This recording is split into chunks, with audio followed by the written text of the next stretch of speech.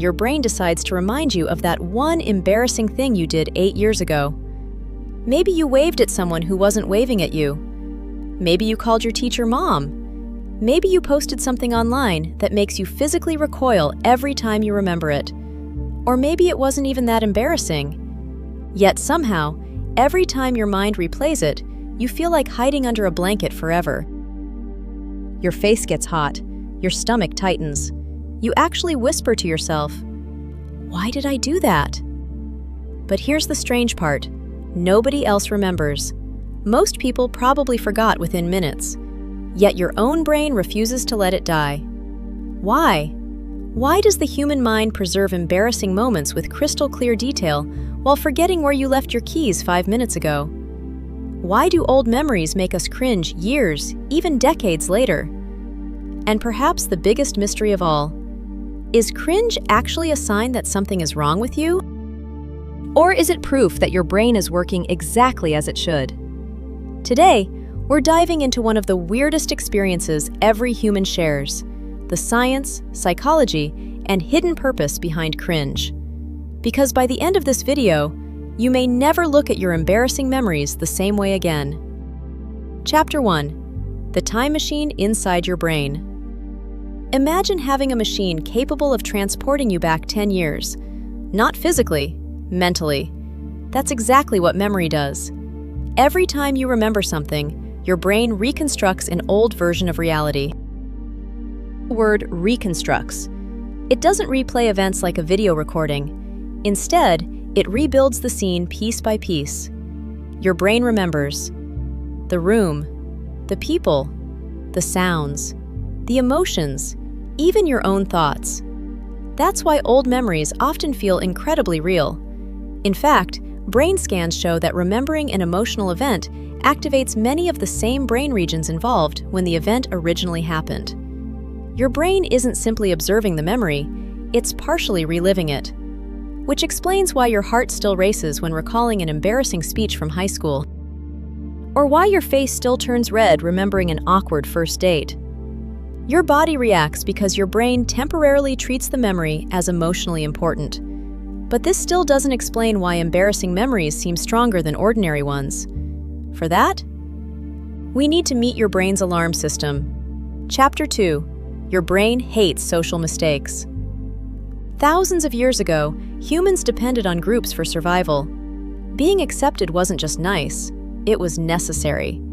If your tribe rejected you, you could lose protection, food, resources, even your life. Because of this, evolution gave humans something remarkable, an incredibly sensitive social radar. Your brain constantly asks questions like, did people like me? Did I say the wrong thing? Did I embarrass myself?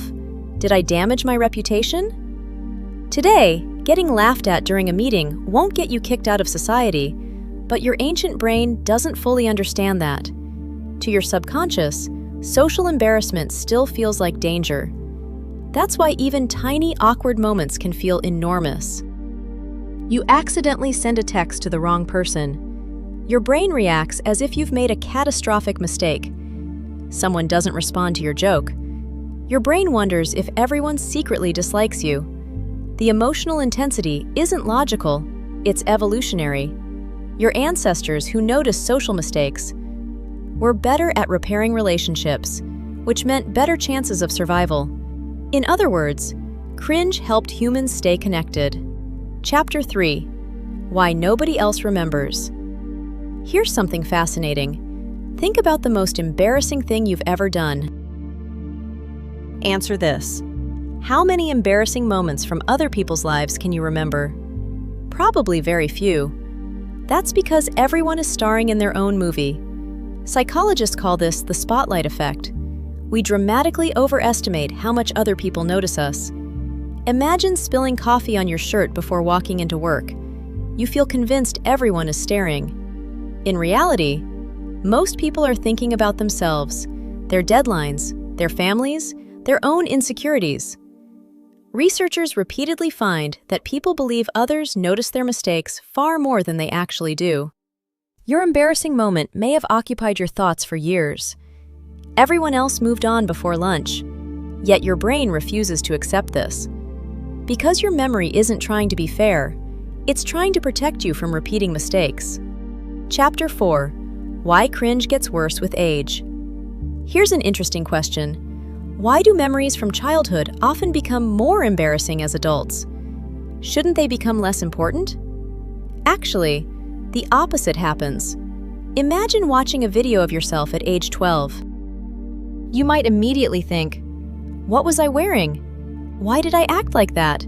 What was I thinking?" But here's the catch. 12-year-old you didn't know what 25-year-old you knows. You judge your past using today's knowledge. Psychologists call this hindsight bias. Your current brain looks backward with more experience, more emotional maturity, better social understanding. It's like asking a university professor to grade something they wrote in first grade. Of course it looks silly now. Growth changes your standards. Ironically, the reason old memories make you cringe is because you've changed. If you still thought exactly like your 12-year-old self, you probably wouldn't cringe at all.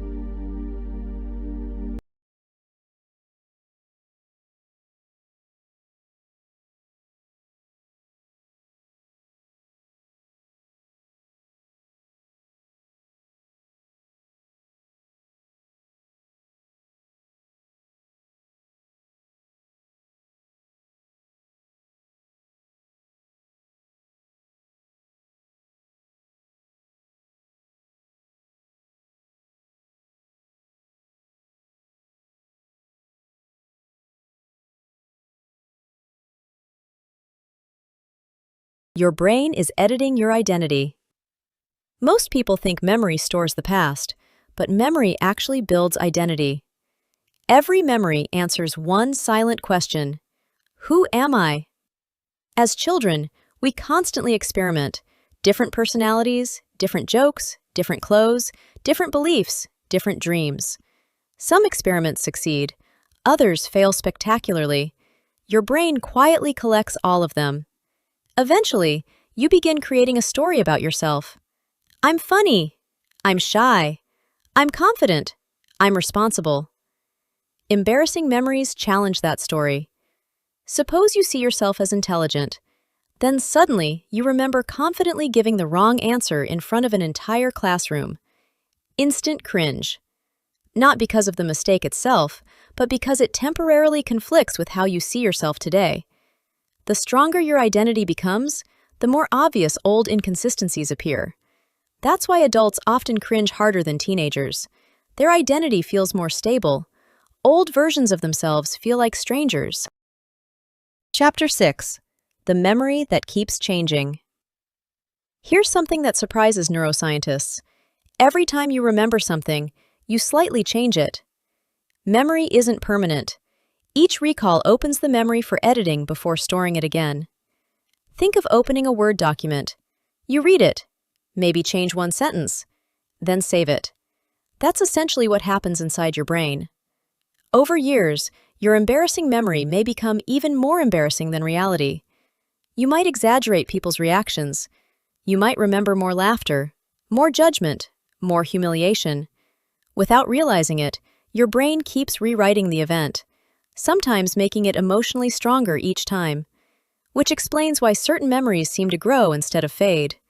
You're not replaying the original, you're replaying the latest edited version. Chapter 7: Why We Replay the Same Memory Again and Again. Have you noticed something strange? Embarrassing memories rarely appear when you're busy. Instead, they arrive while showering, driving, falling asleep, walking alone. Why? Because your brain's default mode network becomes more active during quiet moments. This network specializes in self-reflection. It reviews the past, imagines the future, reconstructs conversations, evaluates decisions. In other words, whenever life becomes quiet, your brain starts housekeeping. Unfortunately, part of that housekeeping involves opening old emotional files. Some are happy, some are painful, some are unbelievably awkward, and before you know it, you're reliving something from 2014 that nobody else remembers. Chapter 8: The Surprising Purpose of Cringe. So far, we've learned that your brain treats embarrassing memories like important survival lessons. But here's the twist. What if cringe isn't your enemy? What if it's actually one of your greatest teachers? Think about learning to ride a bicycle. The first few times you fall, a lot. Your brain remembers those painful mistakes, not to punish you, but to help you avoid repeating them. Social embarrassment works in a surprisingly similar way.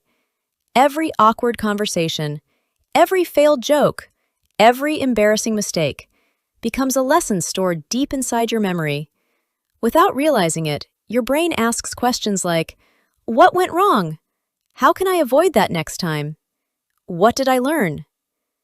That's why many people become better communicators as they grow older. Not because they never embarrass themselves, but because they embarrass themselves many times. Each cringeworthy moment quietly shaped their future behavior. The confident person you admire today? They've almost certainly experienced dozens, maybe hundreds, of awkward moments that nobody ever saw. Confidence isn't the absence of embarrassment. It's the result of surviving it. Chapter 9. Why Teenagers Feel It More Intensely. Have you ever noticed that embarrassing moments during your teenage years seem almost impossible to forget? There's a reason. Adolescence is when your brain becomes incredibly sensitive to social acceptance. During these years, friendships matter more, opinions matter more, popularity matters more. Even tiny moments can feel life-changing. Scientists believe that parts of the teenage brain involved in emotional processing develop earlier than the regions responsible for emotional regulation. In simple terms, teenagers often experience emotions at full volume before they fully develop the tools to manage them.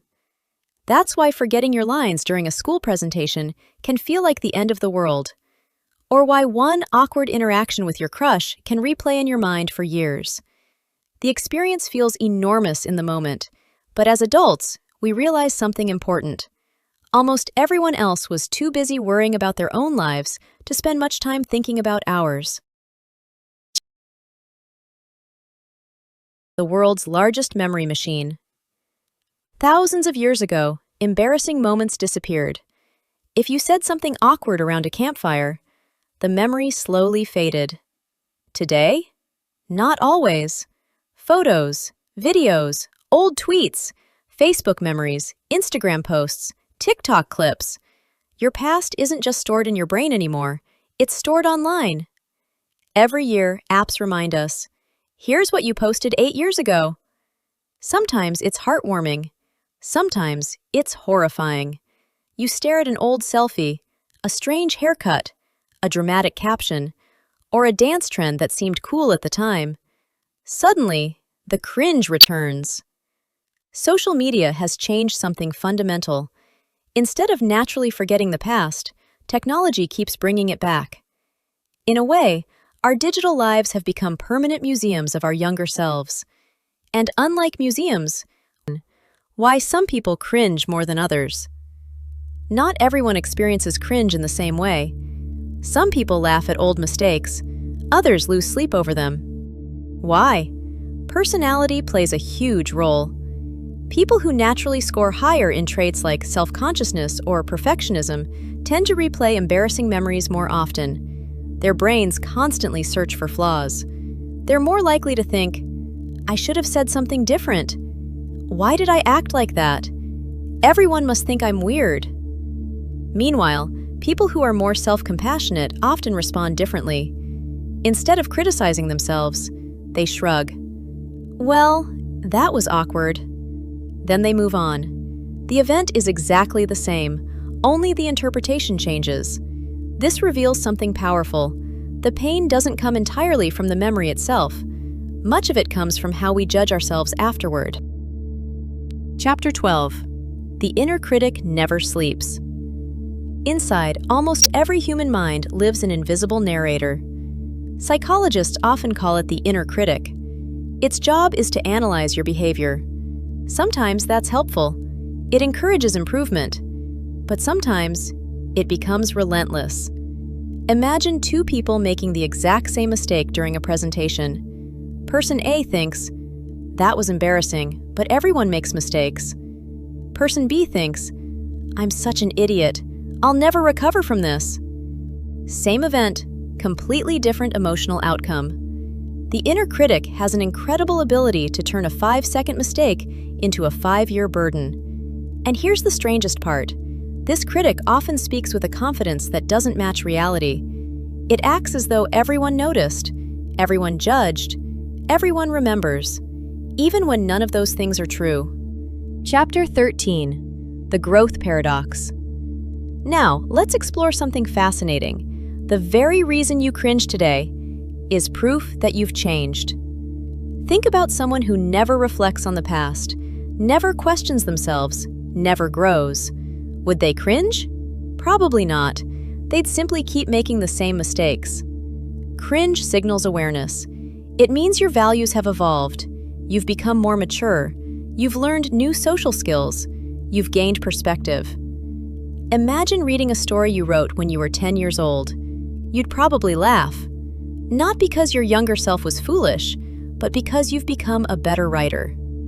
The same principle applies to your personality. Old memories reveal the distance you've traveled. Without growth, there would be no cringe. Chapter 14. Can you stop cringing completely? Probably not, and that's okay, but you can change your relationship with those memories. The next time an embarrassing memory appears, try asking yourself, first, would I judge someone else this harshly? Usually the answer is no. We're often far kinder to strangers than to ourselves. Second, what did this experience teach me? Maybe it made you more thoughtful, maybe more humble, maybe more empathetic. If the lesson remains, the embarrassment has already served its purpose. Third, does anyone else actually remember this? Most likely, no. They're busy cringing at their own memories. Finally, remember that you can't erase the past, but you can change the story you tell yourself about it. Instead of, that proves I'm embarrassing, try, that proves I was learning. One story creates shame, the other creates wisdom. Chapter 15. A Thought Experiment. Imagine meeting your 12-year-old self, or your 16-year-old self. Would you spend the entire conversation criticizing them? Would you say, "You're so awkward, you're embarrassing, you'll regret everything you do"? Probably not. You'd probably smile. You'd understand they were still figuring life out. So here's the real question. Why don't you offer your past self the same kindness today? After all, they became you. Every awkward conversation, every failed attempt, every embarrassing mistake, every uncomfortable lesson helped shape the person you are now. Without those experiences, you wouldn't have the wisdom you possess today. The secret meaning behind cringe. So, why do we cringe at old memories? Because our brains are built to remember emotionally important moments. Because humans evolved to care deeply about social acceptance. Because memory isn't a perfect recording. It's an ever-changing story. Because we judge our past through the eyes of our present. And perhaps most importantly, because we've grown. The next time your brain suddenly reminds you of something embarrassing from years ago, pause for a moment. Instead of saying, "I can't believe I did that," try saying, "I'm glad I'm not that person anymore."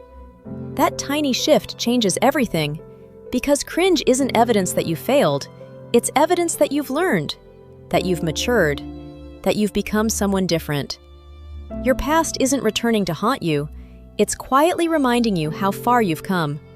So, the next time an old memory makes you cover your face, maybe smile instead. Because every cringeworthy moment is a milestone on the road to becoming who you are today. And here's one final thought to leave you with. If your past self wouldn't make your present self cringe just a little, you probably haven't grown enough.